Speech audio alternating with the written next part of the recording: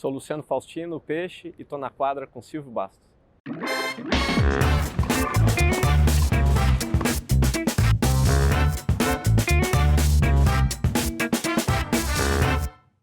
Bom, seguindo aqui, mais uma história para ser contada, diretamente, mais uma vez, do Rio Open 2023. Luciano Faustino, será que falar esse nome, determinado meio do tênis aqui, talvez não associe, mas se falar o Peixe, todo mundo sabe quem é. É por aí? É bem por aí. Cara, bem-vindo, prazer, obrigado por você estar aqui e contar um pouquinho da tua história. Obrigado você pelo convite. Vamos lá, Peixe, como é que começa? Como é que surge? Por que tênis? Em que momento o tênis entra na sua vida?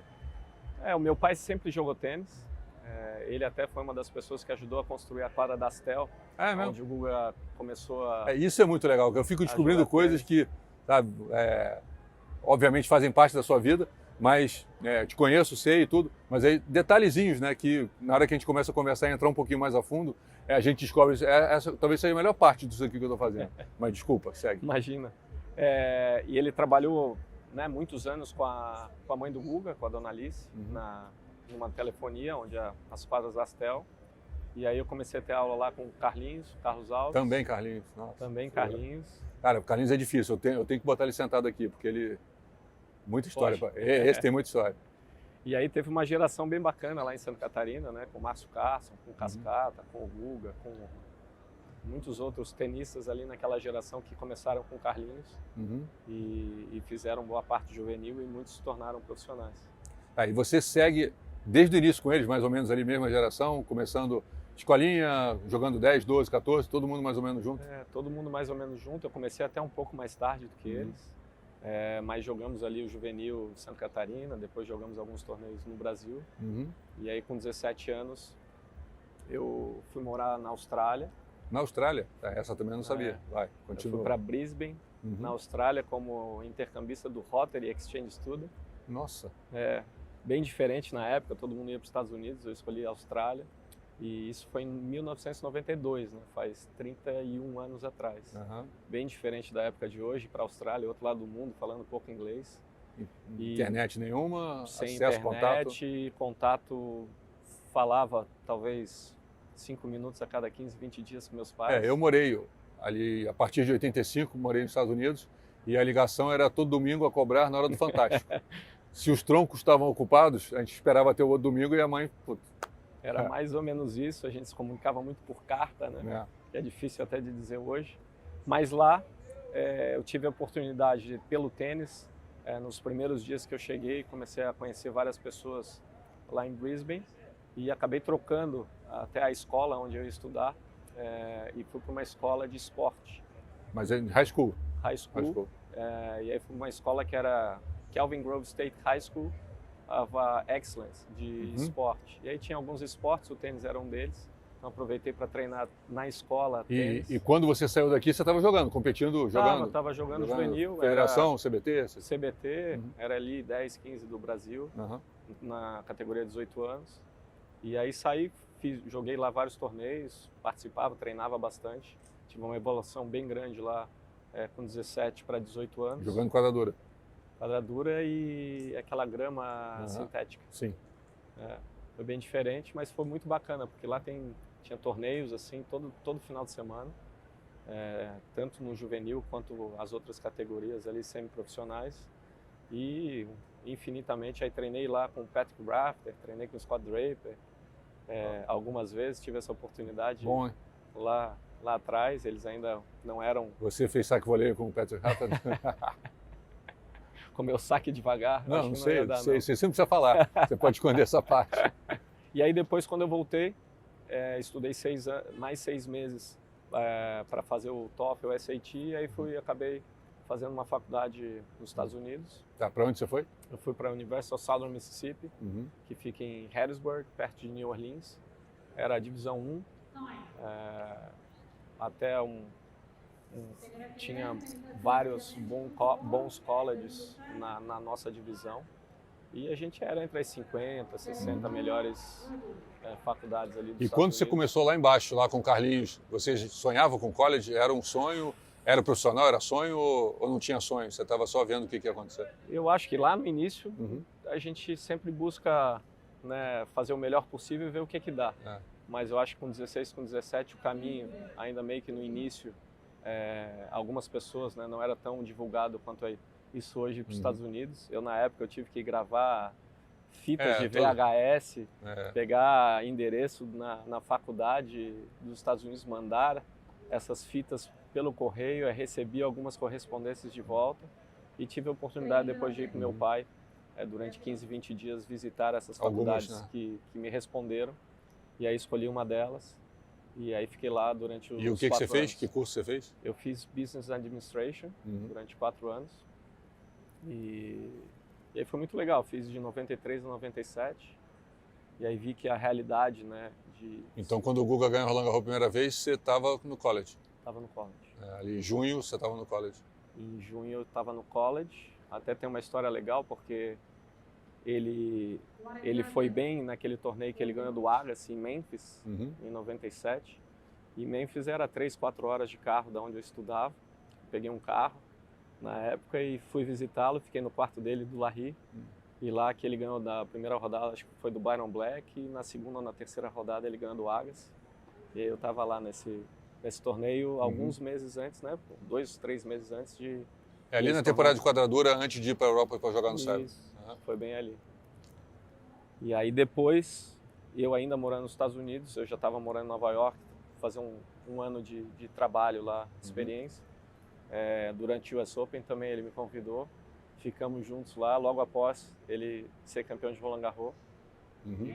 E aí passei lá, acho que ele perdeu na terceira ou quarta rodada, mas fiquei uns 7, 10 dias com eles lá. Foi uma experiência incrível. E aí em que momento você decide voltar para o Brasil?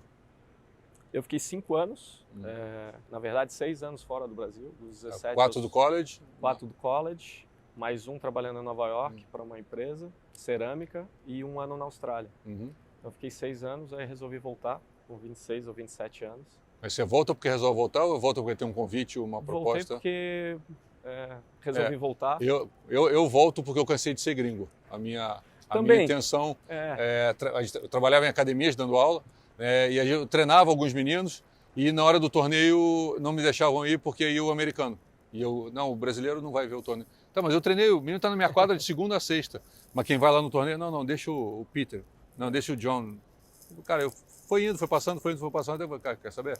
Eu vou para o Brasil que eu vou montar a minha história e vou levar para lá o que eu peguei e não vou ser um gringo que está aqui tentando roubar algum jogador de alguém. Mas essa, não sei, deu vontade de voltar. Deu vontade, e aí eu já estava empregado nessa empresa e consegui a transferência para o Brasil. Normalmente é mais difícil ao contrário, né? E aí trabalhei durante quase 10 anos nessa empresa, nas áreas de exportação e de marketing, e que me ajudaram muito nos próximos anos aí, que eu trabalhei depois 10, 11 anos com o Guga. E como é que foi essa transição? Totalmente nada a ver com tênis, né, durante esse período, né, quando você nos Estados Unidos, quando você volta, e aí surge um convite, uma proposta. Eu tinha saído da Porto Belo, depois de 10, 11 anos trabalhando lá, e aí surgiu a época de transição, né, o Guga estava, naquele ano, acho que era 2007, a época da transição ali, da despedida da carreira dele, que foi em 2008. E aí no meio do ano ele me convidou para começar um trabalho, comecei devagar. E eu não sei, olhando de fora, mas parece que quando ele faz a transição e se despede, ele passou a ter ou igual ou mais atividades do que na época que jogava. Porque ele fica com mais tempo, né? Ele acaba não tendo que estar treinando, fazendo a parte que o Larry estava sempre perto, em cima ali para que ele fizesse, e a disponibilidade de tempo acaba gerando uma quantidade absurda de compromisso. E tinha que ter alguém para poder estar gerindo e ajudando, fazendo esse caminho. Na época era bem no início da transição, ele ainda não tinha muitos patrocinadores nesse pós-carreira. Foi ali que a gente começou a construir. E ele já tinha um planejamento do que vai fazer, para onde que vai, o que... Ele não sabia ainda naquela época mais ou menos o que ele ia fazer, mas a empresa estava super bem estruturada com o irmão dele, com o Rafa, que é o presidente da empresa. E aí já tinha alguns investimentos que eles já estavam fazendo já há muitos anos. Eu entrei mais para cuidar dessa parte da gestão da carreira dele, do pós-carreira dele, né? Só que a pós-carreira de um cara que foi número 1 do mundo com 3 grandes lãs, é um pós-carreira que é mais agitado do que a carreira de muita gente que não teve isso. Né? E a gente começou devagar esse trabalho, a gente foi construindo, e no final a gente chegou a ter muitos patrocinadores que ele tinha como embaixador, como uso de imagem, e muitos produtos licenciados. Então, no final, eu acho que em alguns anos a gente tinha mais de 100 datas por ano de compromissos entre... 100 datas? Mais de 100 datas. Mais de 100 datas. Então, mais que um terço do ano, dos 365 dias, você tinha um compromisso com algo para... Tinha compromisso ou com um patrocinador, ou com eventos, com Roland Garros, com o US Open, ou com o próprio evento que é a Semana Guga, né, que a gente começou lá atrás em 2009. E aí no final era bastante trabalho, bastante viagem, porque além de viajar com ele, tinha que também fazer essas viagens para falar com os patrocinadores. Sim, conversar com as marcas, né? Com as marcas, relacionamento, eventos. Então foi divertido, porque no final, né, trabalhar com tênis... trabalhar com tênis e com amigo, né? E com amigo. Foi muito bacana, foi uma experiência... E o que você acha que o tênis que você viveu dentro da quadra te ajudou nesse momento ali de estar gerindo, ali criando essa estratégia na carreira dele também para fazer das empresas? O que isso aqui, que a gente está aqui dentro agora, o que isso aqui te ajudou? Eu acho que praticamente tudo, né? Eu acho que o tênis ensina muitas coisas, muitos valores bacanas, além de valores, ele traz muitos valores empresariais, né? Que você faz no seu dia a dia e que nos ajudaram a construir, né, todo esse pós-carreira dele. E até onde eu acho que tem vários lados que você pode ir, né? Tipo, desde a disciplina. Uma coisa que, para mim, o que o tênis mais me ensinou foi ter paciência. Que as coisas não acontecem no seu tempo, né? Você tem que estar preparado para que quando o tempo for de acontecer, você tem que estar pronto para aquele momento. Isso para mim é exatamente o ponto que você prepara. Que você trabalha uma bola mais alta no fundo, você está tirando o cara mais para fora da quadra, ele vai abrindo e de repente ele abre um espaço, você vai e ele devolve, você tem... Não dá ainda, não vou para a linha, não. De repente, quem sabe, está 40-0, 5-1, posso ir para a linha. Não, está 4-4, 30 iguais, não, vou ficar mais um pouquinho. E isso o tênis te ajuda com 10 anos de idade. Né? Você tem que, com 10 anos de idade, saber que não é na hora que você quer. E as crianças, hoje em dia, então, elas querem tudo ali na hora. E o tênis te ajuda, não é nada disso. Né? Isso é genial. Dedicação. Genial aí. Na dedicação, acho que aprende a tomada de decisão, né? Que todo no tênis, a cada segundo, você tem que tomar uma decisão diferente. Te ajuda a tentar ser melhor todos os dias. Eu acho que isso é um ponto muito que o Guga sempre fez, né? Eu acho que durante a carreira e depois no pós-carreira dele.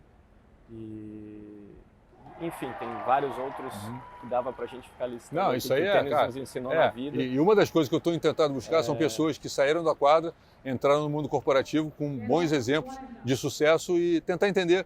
Cada um de vocês tem o porquê, o como, mas todos chegaram no mesmo lugar e todos saíram do mesmo lugar. E isso é impressionante, isso chama muito a atenção, que a gente estava até conversando antes. Né? Muitos pais preocupados, meu filho com 12 anos não está ainda jogando entre os 10 do Brasil. Cara, sabe? Com 14 ele tinha que estar no COSAT. Não, com 16, não. Então ele não vai ser 100 do mundo. E se não for? Não sei, eu como pai, a minha preocupação é que a primeira coisa ela seja feliz e depois ela se realize. Tenha sucesso, mas a felicidade vem antes, né? E tem tanto jeito de ser feliz, né? O tênis pode te proporcionar tantas maneiras de ser feliz que, cara, sabe, ser 100 do mundo Olha quantos são 100 do mundo. Né? Entre os 100 do mundo só tem 100. Não tem 101 entre os 100. Então, sabe, eu acho que os pais deveriam abrir muito mais a cabeça e entender que isso aqui proporciona coisas muito maiores, valores muito maiores, do que simplesmente você chegar entre os 100 do mundo. Agora, na sequência, aí você vai ali e aí esse gerenciamento da carreira, ele acaba, em algum momento, não seguindo mais e para onde você vai? O que acaba acontecendo? Mas só antes eu vou colocar um ponto que eu acho que é legal, que você falou, que no final o tênis universitário, né, ele me ajudou muito, porque por mais que eu não tenha sido, né, um tenista profissional, eu acho que por ter feito, né, o college, a competitividade, Unidos, a equipe, o time, continuar jogando tênis até 24, que é algo que a gente ama fazer, me trouxe essa oportunidade de trabalhar com o Guga e no final viver, né, durante mais de 10 anos os melhores do mundo, né, em vários torneios. Eu acho que você juntou... Trouxe de outra forma essa convivência. Acho que você juntou duas coisas, né, que você juntou o tênis, a amizade, o relacionamento que vocês têm e com a bagagem toda que você trouxe de competitividade do tênis, do tênis universitário, de estar jogando em equipe, de você ter um entendimento do que é um time, do quanto o time pode trabalhar para você poder ter resultado. Isso eu acho que o tênis universitário ele é fantástico, porque ele cria essa atmosfera, esse ambiente, e esse ambiente competitivo ele é muito saudável, né, ali dentro. Por mais que tenha aquele, mas enfim, mas ele te leva... Mas e aí na sequência, depois do gerenciamento de carreira, o que acaba acontecendo? Na sequência, eu acho que foi em 2018, a gente fechou um patrocínio com o Guga para a Genial Investimentos, onde ele se tornou embaixador da marca e sócio. E aí, no final, eles me convidaram para assumir a cadeira de marketing, como CMO lá de marketing, diretor de marketing da Genial Investimentos. Uhum. Foi uma transição diferente, né? Porque sim, sai de cerâmica, vai para o esporte e depois vai para o mercado financeiro. Mas era algo que a gente já estava acostumado a fazer. E então, no final, agora eu continuo de uma outra forma relacionado ao Guga, porque ele é sócio, ele é embaixador da nossa marca, traz todos os valores, né, que ele já tem aí na sua vida, e é o que a gente quer passar, esses valores para e eu percebo, bem de longe, mas eu percebo o quanto vocês ainda estão envolvidos ou têm a intenção de estar envolvidos com o esporte, né? Trazendo a ferramenta esportiva, tênis, beach tênis, seja, enfim, para que lado for, mas o quanto é importante a associação da imagem da marca com o esporte, né? Para poder caminhar lado a lado, para poder chegar onde vocês querem. Total. Além de todos os valores que o esporte traz, a gente quer trazer essa experiência, né? Essa experiência com a marca, que é diferente de ver uma propaganda só na televisão, mas participar de eventos. A gente patrocina aqui algumas escolas no Rio de Janeiro de beach tênis, funcional, futevôlei, de tênis. Então a gente está envolvido bastante, a nossa diretoria, o nosso presidente gosta bastante também de esporte, também foi um esportista, isso também ajuda bastante. E a gente quer continuar, de alguma forma, investindo cada vez mais no esporte e mais no tênis, que é o esporte que a gente tanto ama. Uma pergunta para a gente fechar essa história, essa trajetória, mas e se não tivesse tido tênis na sua vida? Você consegue imaginar onde você estaria, o que faria, para que lado teria ido? Não sei te dizer. A pergunta é difícil, né? Nunca ninguém me respondeu essa pergunta. Todo mundo que sentou aqui, eu fiz essa pergunta. Eu faço ainda porque eu sou meio, de repente, alguém vai falar, eu poderia... É difícil, né, a gente imaginar. Começou tão cedo na minha vida que eu acho que é difícil imaginar com 10 anos. Se eu tivesse que voltar, eu voltaria, faria tudo igual. Eu teria optado da mesma maneira. Eu fiz jornalismo, depois educação física, mas o jornalismo eu fiz porque eu queria escrever sobre tênis e a educação física porque era necessário naquela época, a lei exigia que a gente tivesse, mas tudo foi por causa do tênis. E quando acaba a faculdade eu falo, pô, legal, gostei, mas cara, a quadra está me chamando para ficar aqui dentro. E quando eu vou embora, eu vou para os Estados Unidos. Eu não fiz o college, eu acabei fazendo a universidade aqui no Brasil, na Gama Filho. Mas eu falo, mas eu quero ficar na quadra. E na época não tinha curso, não tinha capacitação, não tinha nada. Eu falei, cara, eu vou para uma academia para poder viver dentro dela. E aí eu tive a lucidez de, em várias opções, ficar numa academia em Nova York e acabei conhecendo o Carlos Goff, que treinava o McEnroe, que foi número 1 do mundo. E ele gostou de mim, enfim, foi um encontro que me ajudou muito pro resto da vida. Até hoje a gente é muito amigo, ele passou agora um tempo aqui no final do ano. Mas o tênis é impressionante como ele é essa ferramenta de transformação, né? Que ele vai fazendo a gente crescer, evoluir, amadurecer e se tornar uma pessoa melhor. Eu acho que isso, todo mundo que sentou aqui tem essa convicção, né, que isso acontece. Você é mais um exemplo disso. Legal. É isso? É isso aí. E não para. O tênis nos ajuda. E aí você pega relacionamento. Exatamente. Você pega ali o que está acontecendo ali dentro. Para novos projetos. Eu acho que a melhor maneira, né, de você conseguir fechar muita coisa, aqui você de bermudas, tênis ali no meio de um jogo, depois de um jogo, ou então numa duplinha, você termina de jogar e senta. Fica muito mais leve, né? Uma negociação, você termina de jogar, independentemente de ter ganho ou ter perdido, não faz a menor diferença, mas fica muito mais fácil, né, você ter acesso e o relacionamento ele acaba se estreitando, porque, quer queira ou não, acho que praticamente todo mundo que está buscando alguma coisa está envolvido no tênis, né, de alguma maneira. Se não está querendo estar. E isso ajuda, acho que, para todo mundo. Peixe, obrigado, cara. Obrigado pela presença, pela história. Parabéns pela tua história, pela tua trajetória. E aqui a gente acabou de conhecer um pouquinho mais, ou um pouquinho, da história do Luciano Faustino, famoso. Por que Peixe? Que lá atrás eu tinha 10 anos de idade, eu era magrinho, tinha boca grande e não gostava do apelido e ele pegou desde os 10 anos. Quanto mais você não gostava, mais chamava. Exatamente. Era inevitável. Pessoal, história dele aqui, parabéns pela trajetória, pela história. Pessoal, continue aqui acompanhando, curtindo, compartilhando o canal. Valeu, tchau, tchau. Obrigado.